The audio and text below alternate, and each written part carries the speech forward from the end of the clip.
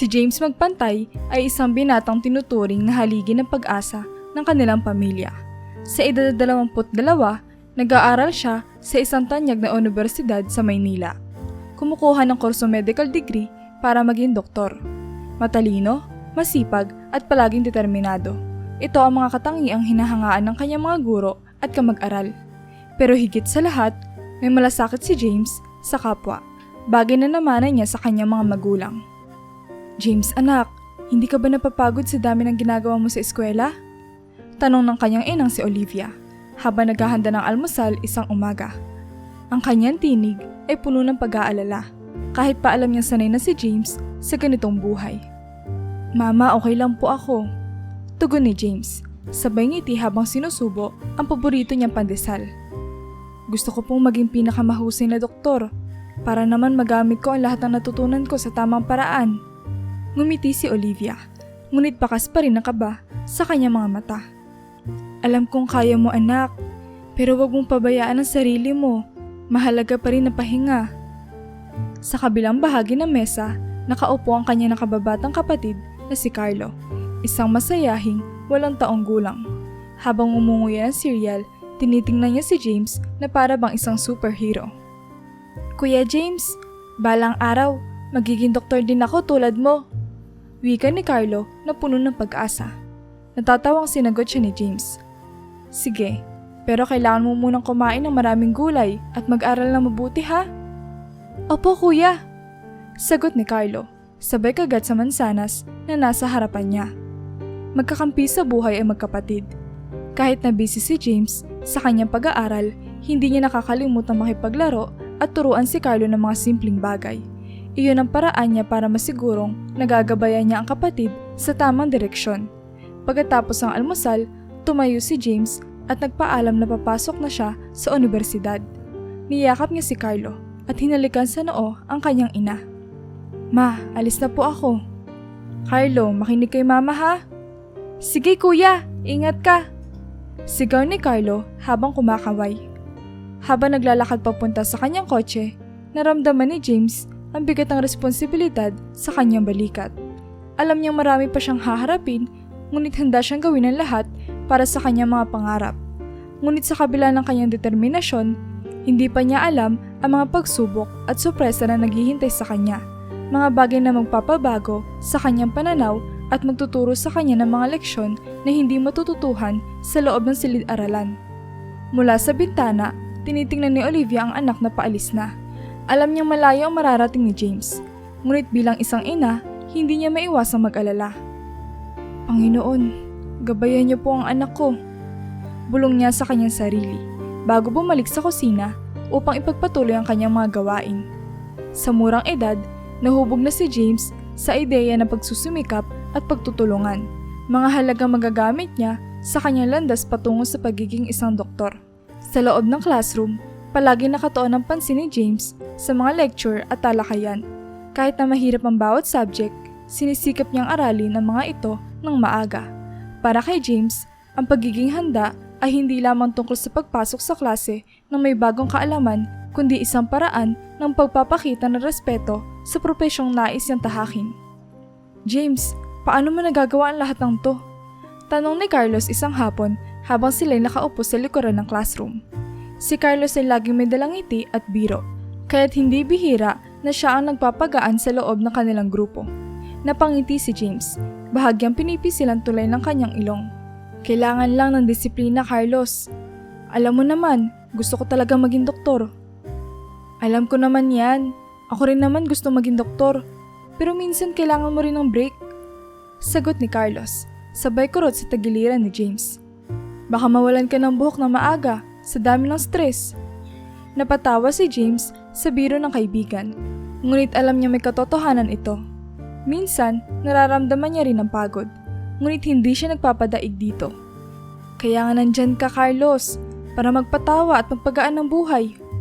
Sa tabi nila, tahimik na nakikinig si Aliyah. Siya ang tipo ng kaibigan na hindi kailangan magsalita na madalas, ngunit palaging handang makinig. Sa mga oras na tila nagiging seryoso ang usapan, naroon siya para magbigay ng tamang payo. James, tama si Carlos. Mahalaga rin ang pahinga. Hindi naman sa lahat ng oras kailangan mong maging advance. Sabi niya, malumanay ngunit may bigat ang bawat salita. Nag-isang isip si James. Siguro nga, kailangan ko ring matutong magpahinga paminsan-minsan. Tugon niya, sabay pakawala ng isang malalim na hininga. Alam niya ang pagiging doktor ay nangangailangan ng dedikasyon, ngunit natutunan niya rin mula sa kanyang mga kaibigan ang kahalagahan ng balanse. Mabuti naman dahil nagplano kami ni Carlos ng movie night sa apartment ko. Ani ni Aliyah na nagbigay ng ngiti sa dalawa. Kailangan mo rin mag-enjoy, James. Wow, si Aliyah nagplano ng movie night? Talagang espesyal to ah. Biro ni Carlos, sabay siko kay James. Napatawa si James sa hirit ni Carlos at hindi na nakatanggi. Sige, game ako dyan. Pero wag niyo akong pasisiputin ng horror movie ah. Alam niyo namang hindi ako fan ng mga yan. Sige na nga, dahil espesyal ka. Sagot ni Aliyah na nagpapakita ng pag-aalala at malasakit na natutunan niyang pahalagahan mula sa kanyang mga kaibigan. Ang ordinaryong buhay eskwela ni James ay hindi naman talaga ganap na ordinaryo. Bagamat puno ng hamon at pagod, naging makulay ito dahil sa presensya ng mga tunay na kaibigan. Sa likod ng mga seryosong aralin at paghahanda, natagpuan niya ang importansya ng pakikipagkaibigan na nagbigay ng tamis at aliw sa kanyang bawat araw. Ito ang mga araw na tila ordinaryo lamang, ngunit mag-iiwan ng marka sa kanyang pagkatao habang siya'y patuloy na naglalakbay patungo sa kanyang mga pangarap. Kapag walang pasok at natapos na ni James ang mga gawain sa eskwela, agad niyang ibinabaling ang kanyang oras sa pamilya. Sa kabila ng dami ng responsibilidad na nakaatang sa kanya bilang isang medical student, sinisigurado niya may sapat pa rin siyang oras para tumulong sa mga gawaing bahay o makipaglaro sa kanyang nakababatang kapatid na si Carlo. Sa kanilang tahanan, hindi uso ang pagiging alila ng mga anak sa mga utos ng iba, isang prinsipyong itinuro ng kanilang mga magulang. James, pwede mo bang tulungan si Carlo sa takdang aralin niya? Tanong ni Olivia habang siya'y abala sa kusina, nag-aayos ng mga gulay na isasaing. Oo naman ma, sagot ni James habang nakangiti. Agad na pumunta sa kwarto ng kanyang kapatid. Pagdating niya roon, nakita niya hirap na hirap si Carlo sa pagsagot ng mga tanong sa math. Kuya, ang hirap nito! Reklamo ni Carlo, hawak ang lapis na tila ba wala ng pag-asa. Relax lang Carlo, ituturo ko sa'yo kung paano. Sabi ni James, na umupo sa tabi ng kapatid. Dahan-dahan niyang ipiniliwanag ang mga hakbang hanggang sa unti-unting naintindihan ni Carlo ang konsepto. Sa loob ng kanilang bahay, makikita ang isang simpleng pamumuhay kahit pa may kakayahan silang magluho. Hindi nagkaroon ng kasambahay sa kanilang bahay. Isang desisyon na sinang-ayunan ng lahat, lalong-lalo na ni Olivia. Ayaw ko kasing lumaki kayo na umaasa sa iba, lalo na sa mga simpleng bagay. Madalas sabihin ni Olivia. Mas maganda kung matututo kayong tumayo sa sarili ninyong mga paa. At kahit naabala sa trabaho, ang kanilang ama na si Eduardo, na gabi na umuuwi, sinisiguradong makakauwi siya bago maghapunan upang makasalo ang buong pamilya sa hapagkainan. Sa mga ganitong oras, nagiging buhay ang kanilang bahay, puno ng tawanan at kwentuhan. Kamusta ang araw nyo? Tanong ni Eduardo habang iniikot ang ulam sa kanyang plato. Okay naman pa.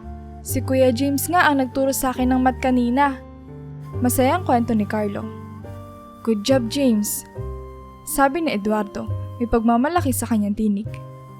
Masaya akong makita na nagtutulungan kayo. Napangiti si James sa papuri ng kanyang ama. Gusto ko lang pong matulungan si Carlo pa. Mahalaga po kasi sa akin na matuto rin siya ng mga bagay na alam ko. Sa mga ganitong simpleng sandali, nabubuo ang mas malalim na ugnayan ng kanilang pamilya. Para kay James, ang mga oras na ito ay nagbibigay ng lakas at inspirasyon, lalo na't alam niya mahalaga ang bawat sandaling kasama ang mga mahal niya sa buhay. Sa kabila ng mga pagsubok na dala ng pag-aaral ng medisina, ang pagiging malapit sa pamilya ang nagiging sandigan niya upang patuloy na magpursige at mangarap para sa kanilang lahat. Pagkaraan ng ilang buwan ng masusing pag-aaral, dumating din ang pagkakataon na masubukan ni James at ng kanyang mga kaibigan ang kanilang mga natutunan sa eskwela. Ang araw ng kanilang internship ay dumating. Isang mahalagang yugto sa kanilang pag-aaral ng medisina. Sama-sama silang nag-apply sa isang kilalang ospital, kung saan sasanayin sila para sa buhay na naghihintay sa kanila bilang mga doktor. Excited ka na ba, James? Tanong ni Carlos habang sila'y papasok sa ospital sa unang araw ng kanilang internship. Ang tono ni Carlos ay puno ng sigla, ngunit may halong kaba na hindi niya maitatago.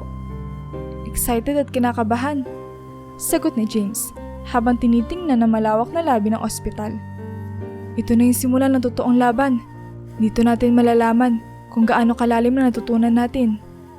Nasa tabi nila si Aliyah na tahimik lang na nakikinig, ngunit kita sa kanyang mga mata ang determinasyon. Basta tandaan natin lahat ng itinuro sa atin at higit sa lahat, alalahanin natin na ang mga tao ang pinagsisilbihan natin dito, hindi lang basta mga pasyente. Napangiti si James sa sinabi ni Aliyah. Alam niyang tama ang kanya kaibigan. Ang pagiging doktor ay hindi lang tungkol sa kaalaman, kundi sa malasakit at dedikasyon sa mga taong kailangan ng kanilang tulong. Sa unang linggo ng kanilang internship, inilaan sila sa iba't ibang departamento. Si James ay napunta sa emergency room, kung saan araw-araw niya nasasaksihan ang iba't ibang klase ng kaso, mula sa mga simpleng aksidente hanggang sa mga kritikal na sitwasyon. Sa bawat pagkakataon, sinisikap niya ipakita ang natutunan sa eskwela. Ngunit higit pa rito, natutunan niyang makinig at magpakakalma sa gitna ng kaguluhan. James, tumutulong ka ba dyan? Tanong ng isang senior doctor habang nagmamadali silang mag-asikaso ng isang pasyenteng na aksidente. Mabilis na tumugon si James, gamit ang lahat ng kanyang natutunan at pag-iingat. Opo, Doc, sagot ni James habang inaayos ang mga gamit na kailangan. Habang tumatagal ang kanilang internship, lalong naramdaman ni James at ng kanyang mga kaibigan ang bigat na responsibilidad na nakaatang sa kanila. Ngunit sa kabila ng pagod at puyat, hindi nila maiwasang makaramdam ng katuparan sa bawat araw na natatapos nila ang kanilang mga tungkulin. Minsan nakakapagod, pero ang sarap sa pakiramdam na nakakatulong ka. Ani James, habang sila ni Carlos at Aliyah ay nagpapahinga sa kanilang break. Hawak niya ang isang tasa ng kape, pilit na binabawasan ang antok na nararamdaman.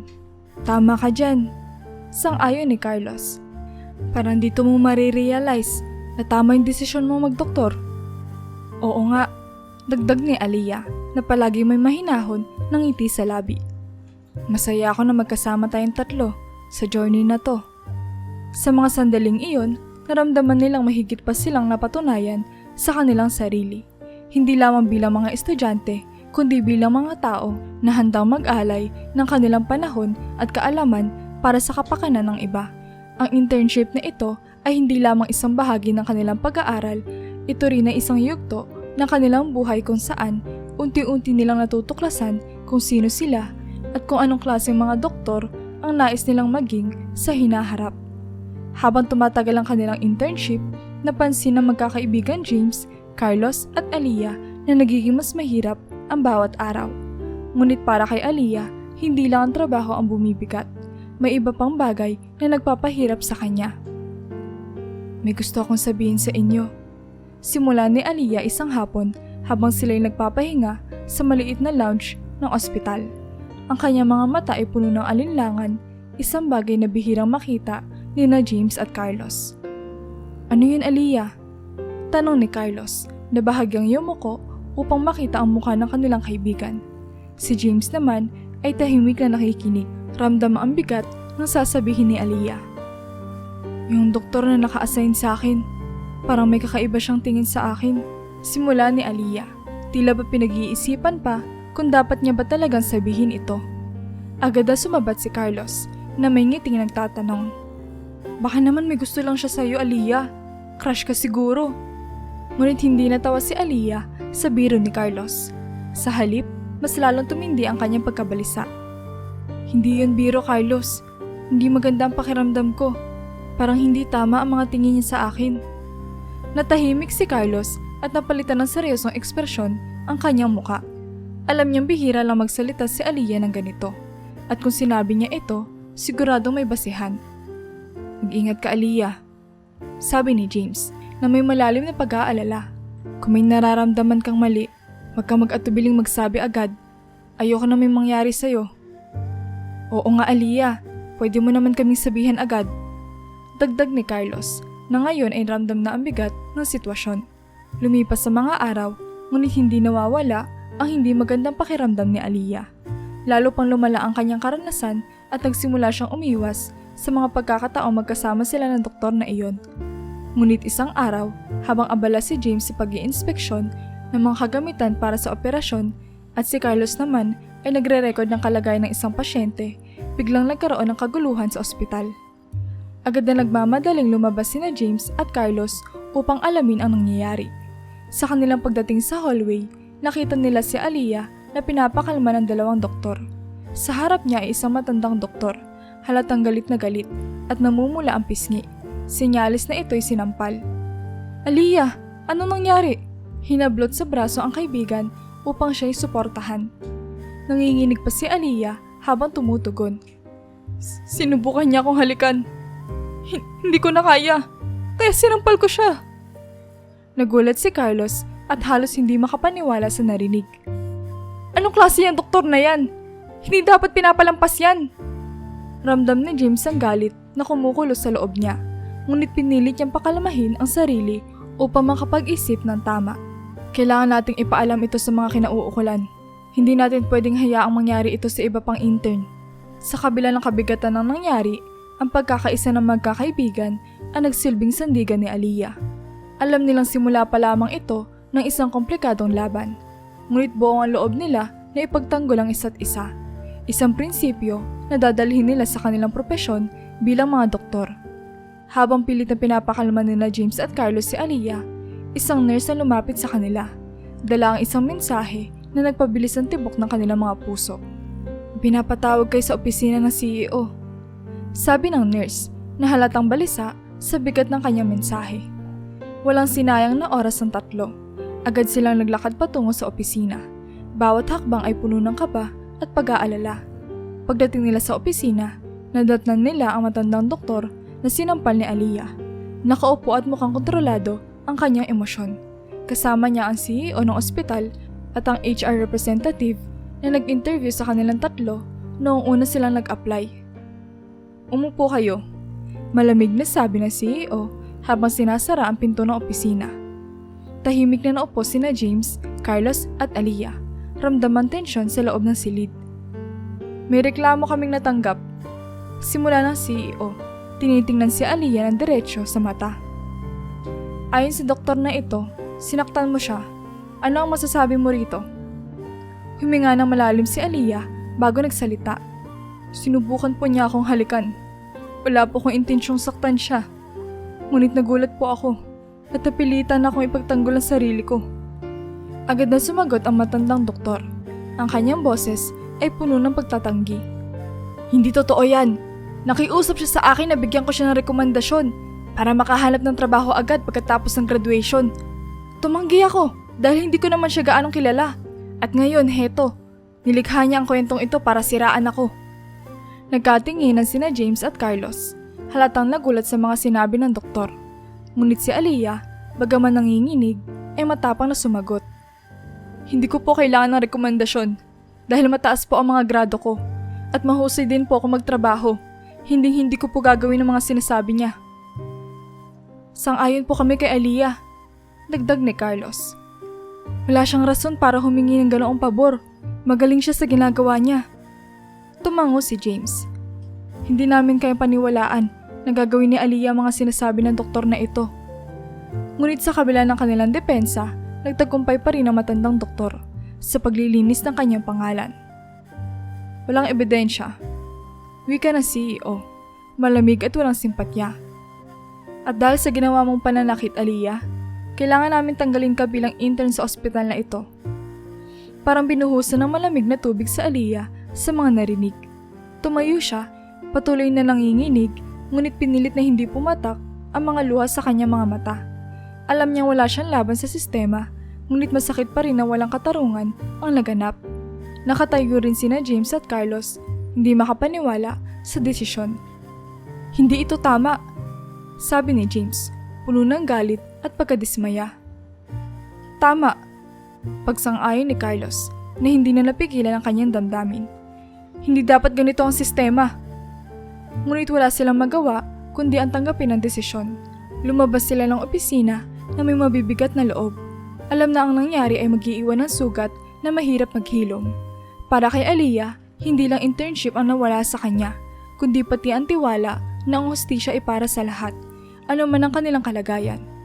Pagkatapos ng malagim na pangyayari sa ospital, halos hindi na makatulog si Aliyah sa kaiisip. Paano siya makakahanap ng panibagong ospital na tatanggap sa kanya bilang intern, lalo na at dala-dala niya ang bigat na insidenteng iyon. Gusto siyang samahan nila James at Carlos na maghanap ng bagong lugar kung saan nila sabay-sabay na ipagpapatuloy ang kanilang internship, ngunit agad siyang tumanggi. Please lang, wag na kayong problema para sa akin. Pakiusap ni Aliyah habang nag-uusap sila sa isang coffee shop malapit sa ospital. Kaya ko na to, ayoko madamay pa kayo. Ngunit kahit pa ganun, hindi mapakali sina James at Carlos.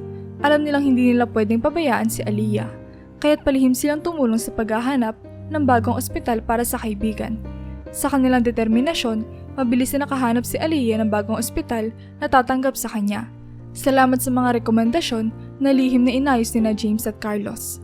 Habang si Aliyah ay nakapagsimula lang ng bagong yugto ng kanyang internship, nanatili naman sina James at Carlos sa kanilang orihinal na ospital. Subalit hindi pa rin mapalagay si Carlos. James, hindi ko talaga matanggap yung nangyari kay Aliyah. Sabi ni Carlos isang gabi habang sila'y nag-aayos ng mga report. Ako rin, Carlos. Sagot ni James, nahalata ang tensyon sa kanyang tinig. May iniisip ka bang plano? Oo. Tugon ni Carlos, sabay tingin kay James na may determinadong ekspresyon. Gusto kong mag-imbestiga. Gusto kong malaman kung ano talaga ang nangyari sa kwarto, kung saan sinubukan ng doktor na halikan si Aliyah. Pumayag agad si James. Alam niyang tama lang na malaman nila ang katotohanan. Sige, simulan na natin. Pero kailangan natin mag-ingat. Nag-usap silang dalawa at nagpa siya na mag-imbestiga ng lihim sa ospital. Sa kanilang pagsisiyasat, napansin nila agad ang isang malaking problema. Hindi gumagana ang CCTV sa kwarto na iyon. Nagsimula silang magtanong-tanong ng palihim at nalaman nilang hindi lang ang CCTV sa kwartong iyon ang may problema, kundi marami pang iba sa buong ospital. Nakakatakot to, James. Paano kung may iba pang biktima na hindi lumabas ang katotohanan dahil dito? Wika ni Carlos habang sinusuri nila ang kanilang mga natuklasan. Nagdesisyon silang dalawa na ipagbigay alam ito sa mga otoridad. Ngunit naglagay sila ng kondisyon na hindi dapat malaman ng ospital na sila ang nagsumbong. Agad naman tumugon ng mga pulisya sa kanilang report at kinabukasan nagsagawa ng investigasyon sa ospital. Sa kanilang pag-iimbestiga, natuklasan ng mga pulis na totoo nga, maraming CCTV ang hindi gumagana. Ang natuklasang ito ay agad na kumalat sa publiko at ang dating reputasyon ng ospital bilang isang prestihiyosong institusyon ay biglang bumaba.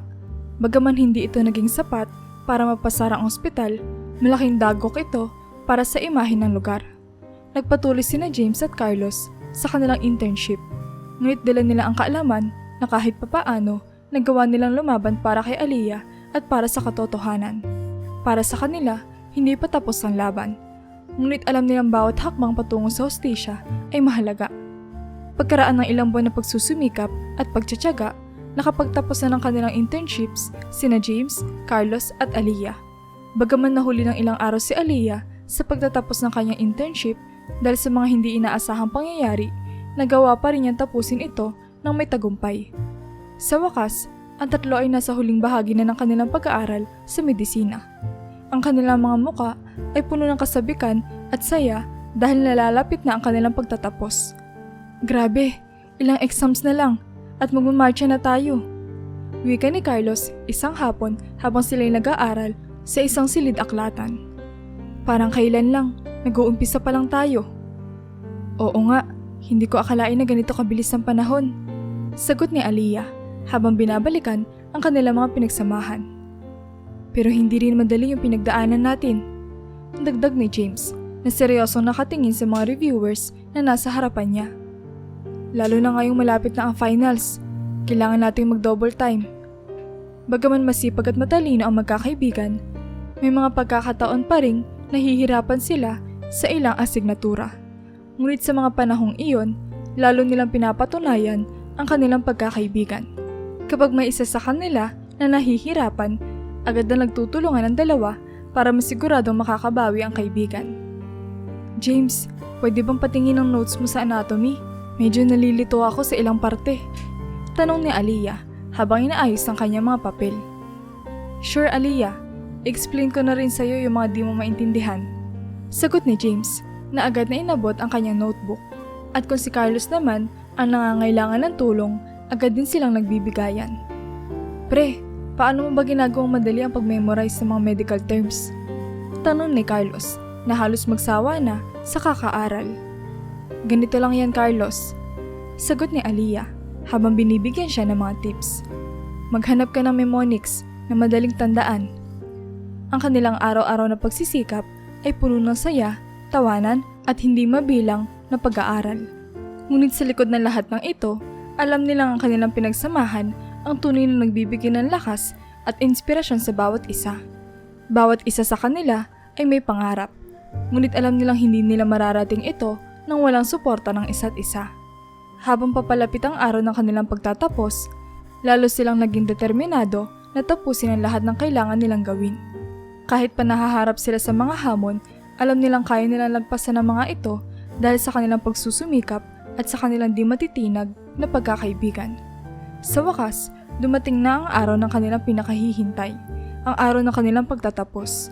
Ang lahat ng pagod, puyat at pagsasakripisyo ay napawi ng saya at pagmamataas habang suot nila ang kanilang toga. Ang buong pamilya nila James, Aliyah at Carlos ay naroon upang saksihan ang kanilang tagumpay. Ngunit kasabay ng pagtatapos na ito ay ang pagsisimula ng bagong yugto ng kanilang buhay. Isang yugto na maghihiwalay sa kanilang mga landas. Congrats mga pare! Masayang bati ni Carlos habang yakap-yakap ang mga kaibigan. Hindi ko akalain na mararating natin to.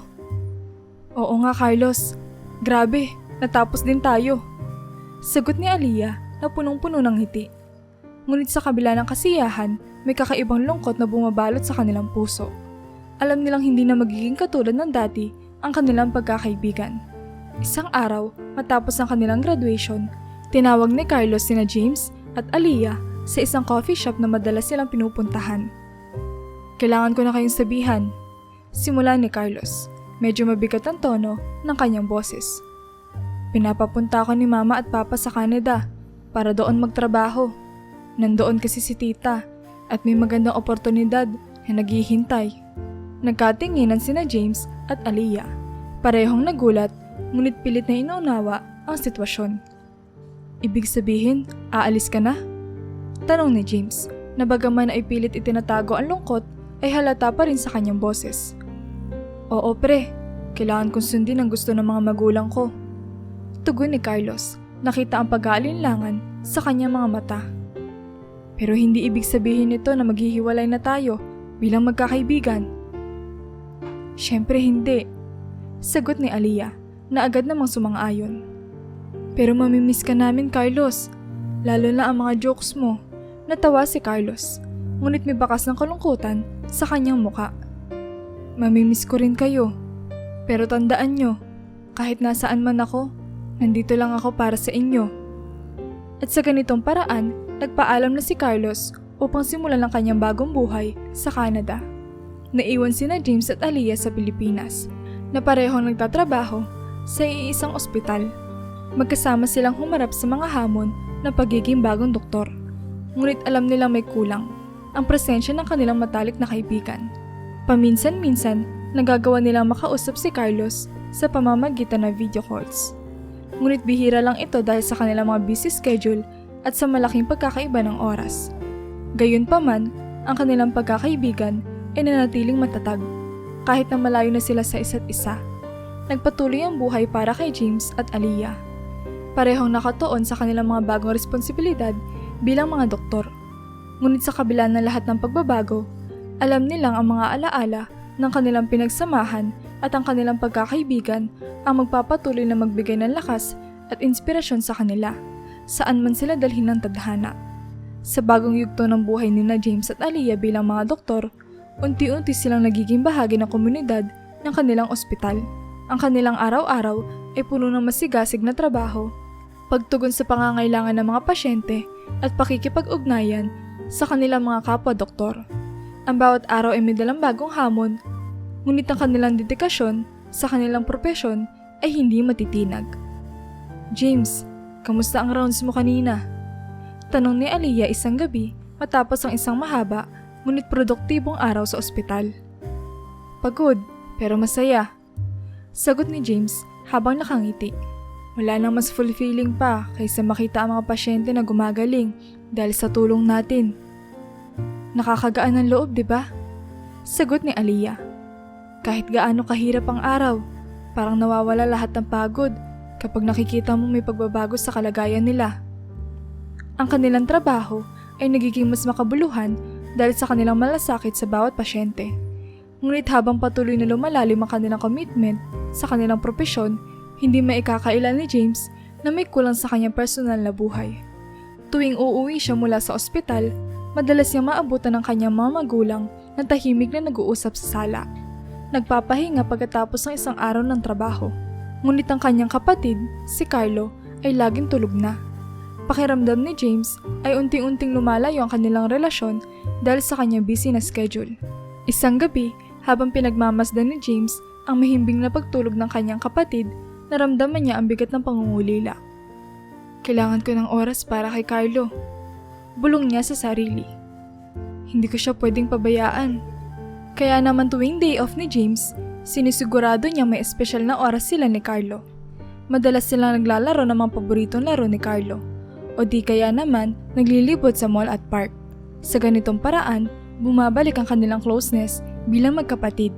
"Kuya, ang saya-saya ko kapag kasama kita," sabi ni Carlo isang hapon habang sila'y naglalaro sa isang park.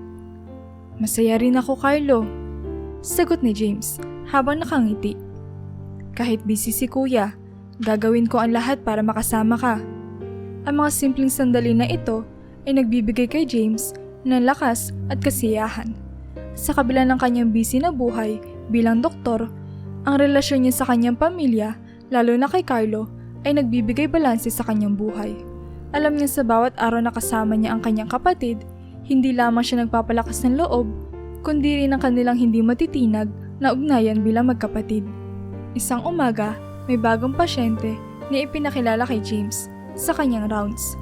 Si Christine, isang 10 taong gulang na bata, ay diagnosed na may sarcoma, isang uri ng kanser na tumutubo sa mga buto o malalambot na tissue ng katawan.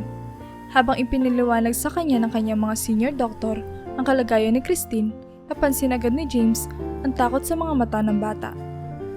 "Good morning, Christine," bati ni James na may ngiti sa labi habang siya'y pumasok sa kwarto ng bata. Ngunit sa halip na magpakita ng interes, tumalikod si Christine at nagtakip ng kumot. "Takot siya sa mga doktor," sabi ng ina ni Christine na nasa gilid ng kama. "Simula pa lang na malaman namin ang kondisyon niya, hindi na siya tumigil sa pag-iyak tuwing may doktor na napapasok sa kwarto niya." Ramdam ni James ang hirap ng sitwasyon. Sa kanyang mga taon ng pag-aaral at internship, natutunan niya kung gaano kahalaga ang maiparamdam sa mga pasyente, lalo na sa mga bata na hindi sila nag-iisa. Ngunit alam din niya na hindi magiging madali ang pagpapalapit sa loob ni Christine. Lumapit si James sa kama at naupo sa isang upuan malapit kay Christine. "Christine, alam mo ba, may kapatid din akong bata. Mahilig din siya magtago sa kumot kapag natatakot siya." Bahagyang umangat ang kumot ni Christine at sumilip siya kay James. "Talaga po?" "Oo," sabi ni James na may mainit ng ngiti. "Pero alam mo, kapag lumalabas siya sa kumot, lagi ko siyang pinapasyal sa park o binibilhan ng paborito niyang ice cream." "Mahilig din po ako sa ice cream," sabi ni Christine, na ngayon ay bahagyang lumabas mula sa kanyang taguan.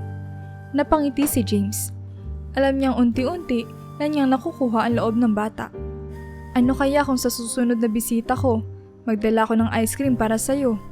Pero kailangan mo munang ipakita sa akin ang pinakamagandang ngiti mo." Dahan-dahang umiti si Christine, isang bagay na bihirang mangyari mula nang siya'y maospital. Mula noon, unti-unting bumukas ang loob ng bata kay James. Hindi na siya natatakot tuwing papasok si James sa kanyang kwarto. Sa halip, nagiging excited pa siya sa bawat pagbisita ng doktor. Naging mas madali para kay James na maasikaso si Christine sa kanyang chemotherapy dahil napalapit na ang loob nila sa isa't isa. Sa bawat session, pinaparamdam ni James na hindi lang siya isang doktor, kundi isang kaibigan na handang samahan si Christine sa kanyang laban. Sa tuwing uuwi si James mula sa ospital, bitbit niya ang saya ng bawat ngiti ni Christine. Bagaman alam niyang mahaba at mahirap ang daan na tatahakin nila, alam niyang hindi sila susuko.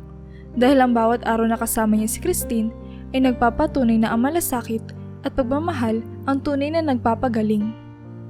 Sa patuloy na pagdaan ng mga session ni Christine sa chemotherapy, nagpakita na ang mga pagbabago sa kanyang katawan. Unting-unting nalagas ang kanyang buhok at madalas na sumasakit ang kanyang mga kuko, na nagdudulot ng matinding sakit at pag-iyak sa bata. Ang kanyang balat ay naging sensitibo rin, dahilan upang hindi siya mailabas sa arawan. Ang bawat araw ay nagiging mas mahirap para kay Christine, ngunit hindi siya pinapabayaan ni James. Sa kabila ng kanyang limitadong kakayahan sa pagpapatawa, ginagawa ni James ang lahat para mapagaan ang loob ng bata. Christine, gusto mo bang marinig ang pinakawalang kwenta kong joke ngayon? Tanong ni James isang araw habang siya'y nakaupo sa tabi ng kama ni Christine. Pilit na pinapatawa ang bata kahit pa alam niyang hindi siya kasing galing ni Carlos sa larangan ng pagpapatawa. Sige po, Dr. James. Sagot ni Christine na may bahagyang ngiti sa labi. Halatang naghihintay ng isang kalokohan mula sa kanyang doktor. Sa mga ganitong pagkakataon, madalas humihingi si James ng tulong kay Carlos. Sa tuwing nagkakausap sila, nagkukwento si Carlos ng mga bagong biro na pwede niyang gamitin para mapasaya si Christine. Isang araw, bumisita si Aliyah sa kwarto ng bata habang kinakausap ni James ito. Hi Christine, kamusta ka na? Bati ni Aliyah na may dalang mga bulaklak para sa bata. Hi po, Doc Aliyah! Masayang sagot ni Christine. Dr. James, kilala niyo po si Dr. Aliyah? Nagkatinginan sina James at Aliyah at sabay na nagtawanan. Oo naman, may kaibigan kami ni Doc Aliyah. Sagot ni James. Magjowa po ba kayo? Tanong ni Christine, inosenteng nag-usisa habang tinitingnan ang dalawa. Nagkatinginan muli sina James at Aliyah sabay tawa. At sinabi, Hindi Christine, magkaibigan lang kami. Nagpatuloy ang kwentuhan nila at kalaunan ay lumabas na si Aliyah. Iniwan sina James at Christine na magkasama. Isang araw, habang nag-uusap si James at Christine, tinanong ni James ang bata. Christine, ano ba ang pangarap mo paglaki? Nais malaman ni James ang mga pangarap ng bata, hindi lamang para ma-inspire ito na patuloy na lumaban, kundi upang bigyan din siya ng pag-asa na mayroon pang kinabukasan para sa kanya. Gusto ko pong maging sundalo, sagot ni Christine na may matapang ng ngiti. Kasi po sa mga pelikula, hindi sila nasasaktan. Gusto ko pong maging matapang tulad nila para harapin ang sakit na nararamdaman ko. Napangiti si James sa sagot ni Christine, ngunit alam niya may mas malalim na dahilan ang bata. Ang tapang mo, Christine. Sigurado akong magiging magaling kang sundalo.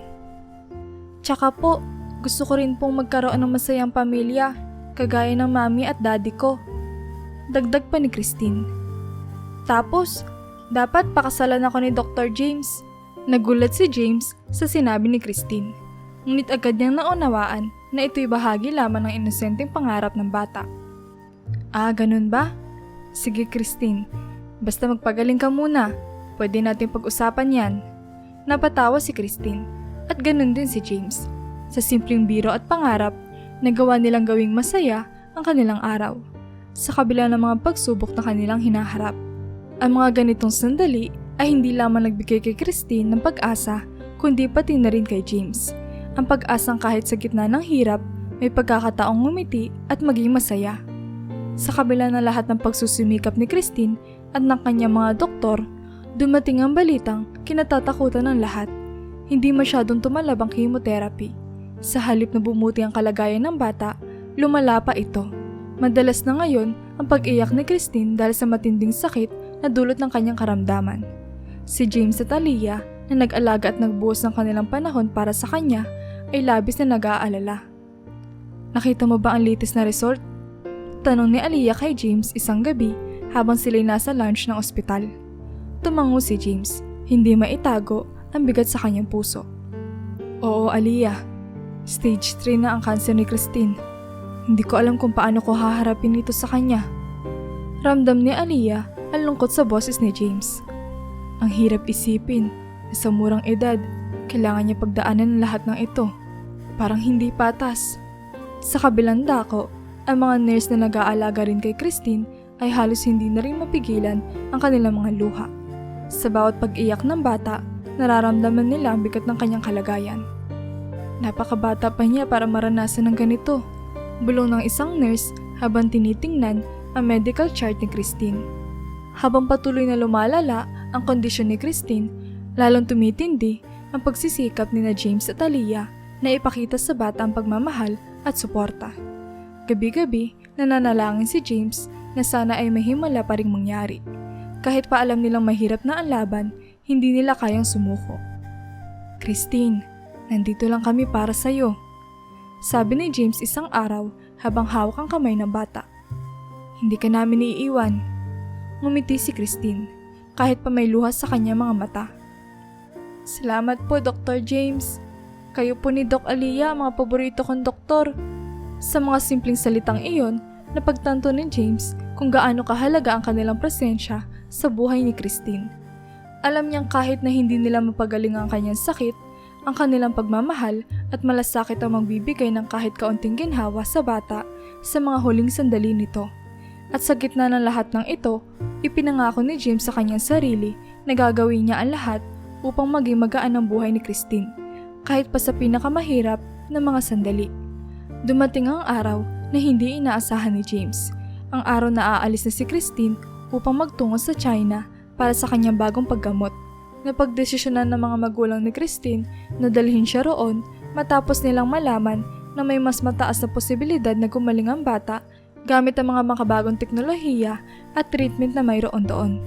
Alam ni James na ito ang pinakamainam na desisyon para sa bata, ngunit hindi pa rin maiwasan ang lungkot na nararamdaman niya.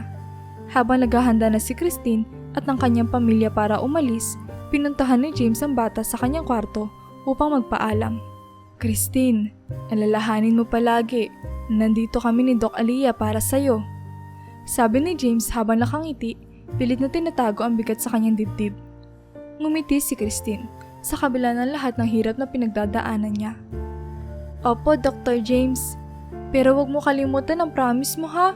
Kapag gumaling ako, dapat pakasalan mo ako. Natawa si James sa sinabi ni Christine, kahit pa may luha sa kanyang mga mata. Oo, pangako yan. Basta magpagaling ka doon sa China ha. Promise po, Dr. James, sagot ni Christine, sabay abot ng maliit niyang kamay upang mag-pinky swear sila. Nag-pinky swear sila at iyon ang huling alaala ni James kay Christine bago ito umalis. Habang palapit na ang oras ng pag-alis, naramdaman ni James ang bigat ng sitwasyon. Nang tuluyan ng umalis si Christine at ang kanyang pamilya, bumalik si James sa ospital. Ngunit hindi na niya napigilan ang kanyang mga luha. Pakiramdam niya ay nabigo siyang gamutin ng bata. Isang bagay na patuloy na bumabagabag sa kanyang isipan. Umupo siya sa isang sulok na ospital, tinatago ang kanyang mga luha. Ngunit naramdaman niya ang mainit na kamay ni Aliyah na humawak sa kanya. James, ginawa mo ang lahat ng makakaya mo, sabi ni Aliyah habang yakap-yakap ang kaibigan. Alam ko mahirap ito, pero minsan, hindi talaga natin hawak ang lahat ng bagay. Huminga ng malalim si James. Pilit na tinatanggap ang mga sinabi ni Aliyah. Alam ko, Aliyah, pero ang hirap tanggapin na hindi ko nagawa ang lahat para kay Christine. James, napasaya mo siya, napalapit ka sa kanya, at binigyan mo siya ng pag-asa. Minsan yun na ang pinakamahalaga. Wika ni Aliyah habang pinapahid ang mga luha ni James. Nagtagal ang yakap nila. At sa mga sandaling iyon, naramdaman ni James ang bigat ng responsibilidad bilang isang doktor. Ang hindi lamang pisikal na paggamot, kundi ang emosyonal na pagkalinga at pagmamahal na ibinibigay sa mga pasyente. Alam niyang hindi pa rito natatapos ang kanyang laban para kay Christine. Ngunit sa ngayon, kailangan niyang tanggapin na ginawa niya ang lahat ng kanyang makakaya at sa puso niya, umaasa siyang magkakaroon ng himala para sa batang napamahal na sa kanya. Pagkaraan ng emosyonal na pag-alis ni Christine, mas lalong nagpursige si James sa kanyang trabaho sa ospital.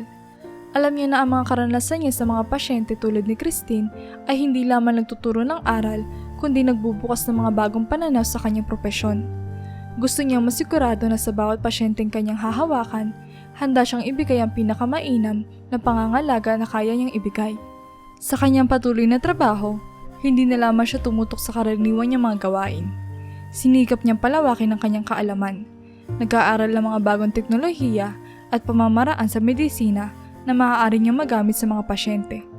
Nakilahok din siya sa mga seminar at workshops. Nais matutunan ng pinakabagong developments sa iba't ibang aspeto at larangan ng medisina. James, ang dami mo na naman binabasa mga journal.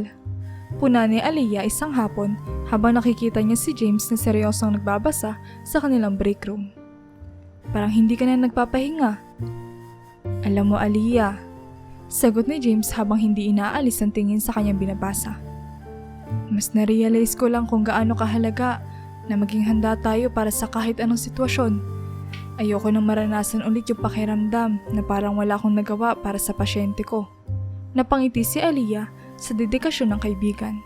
Alam niyang pagkatapos ng karanasan kay Christine, mas naging seryoso si James sa kanyang propesyon at ito'y nakikita niya sa bawat kilos nito. Pagkatapos ng trabaho, sa kabila ng kanyang pagkaabala, sinisigurado ni James na may oras siya para kay Carlo. Hindi niya maiwasang maalala si Christine tuwing makikita niya ang masayang mukha ng kanyang kapatid. Ang mga simpleng oras na kasama niya si Carlo ay nagiging mahalaga, lalo na at alam niya na ang kalusugan ay hindi palaging garantisado, kahit pa sa mga bata. Kuya, laro tayo ng paborito kong video game! Sigaw ni Carlo isang gabi habang nag-aayos si James ng mga gamit sa kanilang sala. Sige Carlo, pero walang daya ha? Sagot ni James na may malawak ng ngiti, sabay lapit sa kapatid. Habang naglalaro sila, naramdaman ni James ang kasiyahan at kapayapaan na dulot ng simpleng pagsasama nila ni Carlo. Alam niya hindi niya dapat pabayaan ang mga sandaling ito. Mga sandaling nagpapakita ng kahalagahan ng pamilya at ng pagmamahal na walang kapalit. Ang bawat araw ay nagiging paalala kay James na sa kabila ng lahat ng pagsusumikap sa trabaho, mahalaga pa rin na bigyan ng oras ang mga mahal sa buhay. Sa bawat oras na kasama niya si Carlo, nararamdaman niyang mas buo siya at mas handa siyang harapin ang mga pagsubok na darating pa sa kanyang buhay bilang doktor at bilang isang kuya. Pagkatapos ng ilang taon ng pagkakahiwalay, dumating ang pagkakataon na muling magkasama sina James, Aliyah at Carlos. Nagbakasyon si Carlos sa Pilipinas at agad na nagplano ang tatlo ng mga aktibidad na magpapasariwa ng kanilang pagkakaibigan. Sa kanilang muling pagkikita, parang walang nagbago. Parehong kasiyahan at tawanan ang nararamdaman nila. Tila ba kahapon lang sila huling nagkasama. Gusto ko munang kumain ng mga paborito nating street food, sabi ni Carlos habang sila'y naglalakad sa isang mall. Walang ganito sa Canada. Nagtawanan sina James at Aliyah. O sige, pero kailangan mo subukan lahat ha. Hamon ni Aliyah na may mapaglarong ngiti. Nilibot nila ang mga paboritong lugar. Nag-mall, nanood ng sine, at nagtambay sa mga dati nilang pinupuntahan. Sa bawat sandali, ramdam nila ang lalim ng kanilang pagkakaibigan na kahit ilang taon na lumipas ay hindi kumupas. Hindi ka pa rin nagbabago, Carlos, sabi ni James habang kumakain sila na fishballs. Pero seryoso, may jowa ka na ba sa Canada? Napatawa si Carlos sa tanong. Wala pa rin pre, bantay sarado ako ng tita ko doon. Lahat ng kilos ko alam agad ni mama. Nagtawanan silang tatlo. Lalo na lang biruin ni Aliyah si Carlos na baka may spy pa nga ang tita niya sa mga paborito niyang lugar.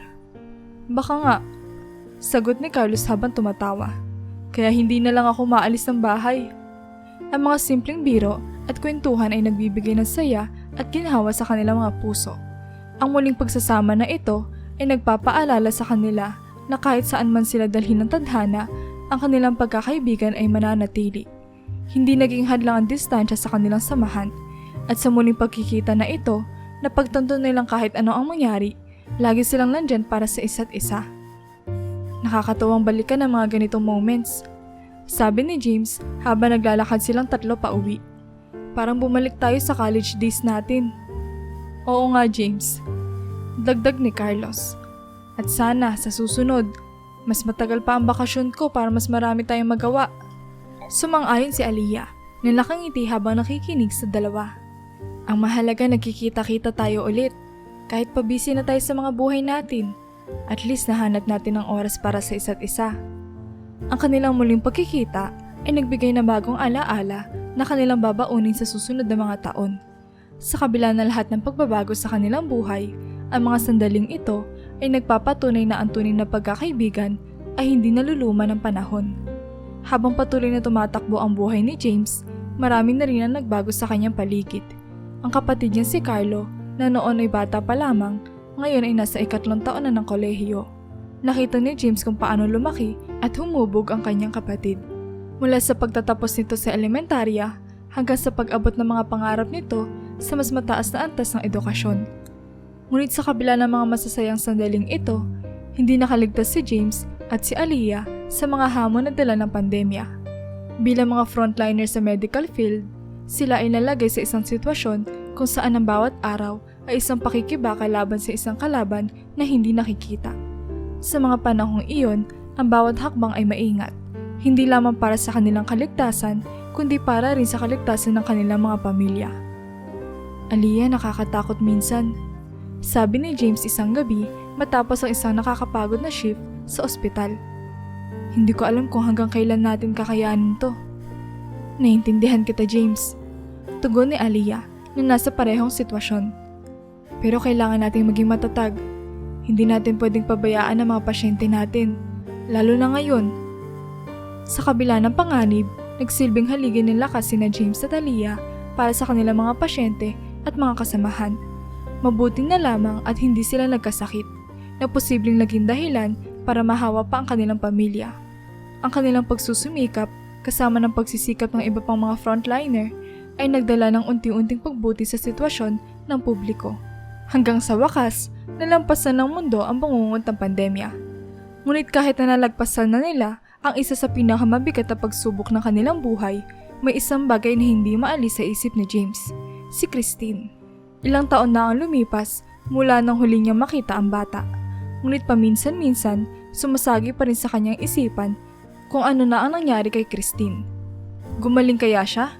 Naging matagumpay kaya ang treatment niya sa China? Hindi ko maiwasang maisip si Christine. Sabi ni James kay Aliyah isang gabi habang nagkakape sila sa labas ng ospital. Sinong Christine? Wait, yung pasyente mong bata noon? Tanong ni Aliyah na agad naalala ang batang matapang na lumaban sa sakit. Oo, sagot ni James, may halong lungkot at pag-asa sa kanyang tinig. Sana gumaling siya. Sana natupad niya ang mga pangarap niya. Hindi man nila alam ang eksaktong nangyari kay Christine, alam nilang ang kanilang naging parte sa buhay ng bata ay mahalaga. Ang kanilang mga alaala kay Christine ay nagsisilbing inspirasyon upang ipagpatuloy ang kanilang trabaho ng may malasakit at dedikasyon. Alaman nilang hindi lahat ng laban ay mapapanalunan, pero ang bawat hakbang tungo sa pag-asa ay isang hakbang patungo sa mas mabuting kinabukasan para sa lahat ng kanilang mga pasyente. Isang tahimik na gabi, habang nagpapahinga si James sa kanyang apartment, nakatanggap siya ng tawag mula sa kanyang kapatid na si Carlo. Hindi niya inaasahan ang balitang hatid nito. Kuya, may sasabihin ako sa'yo. Bungad ni Carlo sa video call, mukhang excited at medyo kinakabahan. Ano yun, Carlo? Tanong ni James habang nakangiti. May jowa na ako. Sabay na sabi ni Carlo na halos hindi mapigilan ang kanyang ngiti. Nagulat si James, halos hindi makapaniwala sa narinig. Ha? Talaga? Aba, inunahan mo pa ako ah. Biro ni James, ngunit sa loob-loob niya ay nararamdaman niya ang kakaibang damdamin. Isang halong saya at panghihinayang.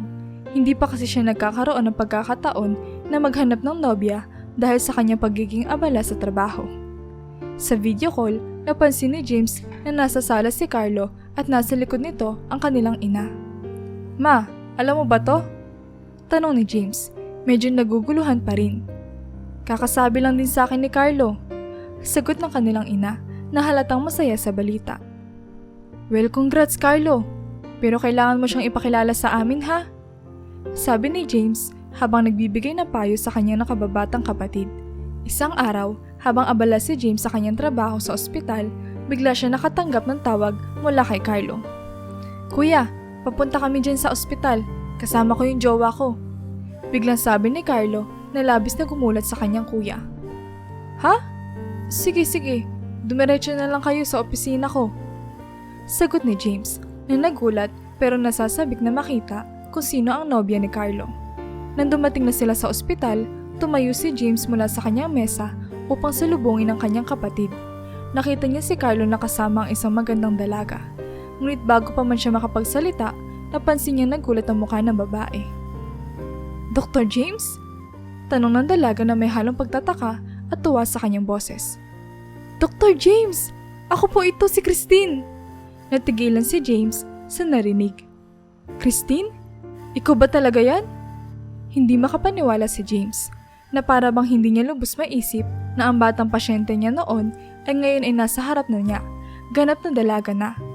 Ngumiti si Christine, puno ng kasiyahan. "Opo, Dr. James. Gumaling po ako sa China. Hindi ko po akalain na makikita ko kayo ulit." Agad na nagkwentuhan sila at ipinaliwanag ni Christine kung paano siya gumaling mula sa kanyang sakit. Sinabi rin ni James kay Carlo na si Christine ay naging pasyente niya noon, isang bagay na ikinagulat at ikinatuwa ng kanyang kapatid. Nagtagal ang kanilang kwentuhan at hindi napigilan ni James na makaramdam ng matinding tuwa at pasasalamat. Hindi lamang dahil sa gumaling si Christine, kundi dahil muli silang pinagtagpo ng tadhana sa isang paraang hindi niya inaasahan. Bukas, magdi-dinner tayo sa bahay," sabi ni James na may ngiting hindi maipaliwanag. "Siguraduhin mong available ka, Christine." "Syempre naman, Dr. James," tugon ni Christine na may halong biro. "Pero this time, pwede na kitang tawagin Kuya James, wala lang doktor." Nagtawanan silang lahat, puno ng kasiyahan at pag-asa para sa mga darating pang araw. Sa gabing iyon, natulog si James na may magaan na pakiramdam. Alam niyang ang mga piraso ng kanyang buhay ay unti-unting nagbabalik sa tamang ayos. Dumating ang gabi ng dinner sa bahay ni na James. Sa hapagkainan na puno ng tawanan at kwentuhan ng buong sala. Si Christine, na ngayon ay ganap na dalaga, ay hindi lamang maganda kundi makwela rin at sanay magdala ng usapan. Sa bawat kwento niya, nararamdaman ng lahat ang positibong enerhiya na dala niya. Isang bagay na lalong nagpahanga kay James. "Hayaan niyo na po ako maghugas ng mga pinagkainan," alok ni Christine matapos ang masarap na hapunan. "Naku, hindi na Christine. Bisita ka. Kami na ang bahala," sagot ng nanay ni James na may ngiti. "Magpahinga ka na at makipagkwentuhan sa mga anak ko."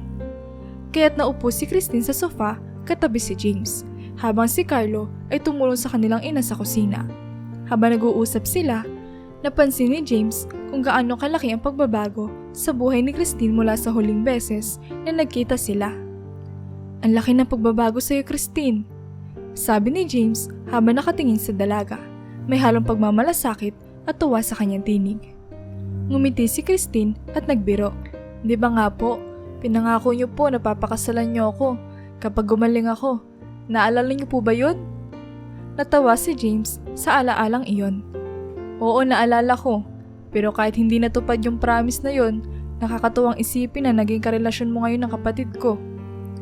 "Biro nga ng tadhana po, di ba?" Sagot ni Christine na puno ng ngiti. "Pero sa totoo lang po, masaya ako na nagkita tayo ulit, Doc. Kuya James." "Masaya rin ako, Christine. Natutuwa ako na maganda na ang takbo ng buhay mo at nagkita ulit tayo sa ganitong paraan." Nagpatuloy ang kanilang pag-uusap, puno ng mga kwento mula sa nakaraan at plano para sa hinaharap.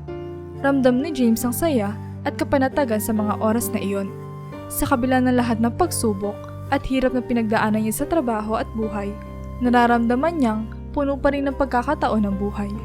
Habang tumatakbo ang oras, naramdaman ni James na buo ang kanyang mundo. Sa wakas, natagpuan niya ang kanyang sarili na nasa isang masayang yugto ng buhay, kasama ang kanyang pamilya, mga kaibigan at mga bagong kakilala tulad ni Christine na nagpapaalala sa kanya na ang buhay ay puno ng sorpresa at kasiyahan. Sa gabing iyon, habang nagpapaalam si Christine upang umuwi, natulog si James na may malalim na ngiti sa kanyang labi. Alam niya sa bawat pagtatapos ng isang yugto, may bagong simula. At ngayon, sa wakas, handa na siyang harapin ang mga darating panghamon at saya sa buhay na may mas magaan at masayang puso. Tunay ngang hindi naging madali ang kanyang mga pinagdaanan, ngunit ang bawat hakbang, bawat laban ay nagdala sa kanya sa lugar na ito, isang lugar ng kasiyahan, pagmamahal at tagumpay. At sa wakas, natagpuan ni James ang kapayapaan na matagal na niyang hinahanap.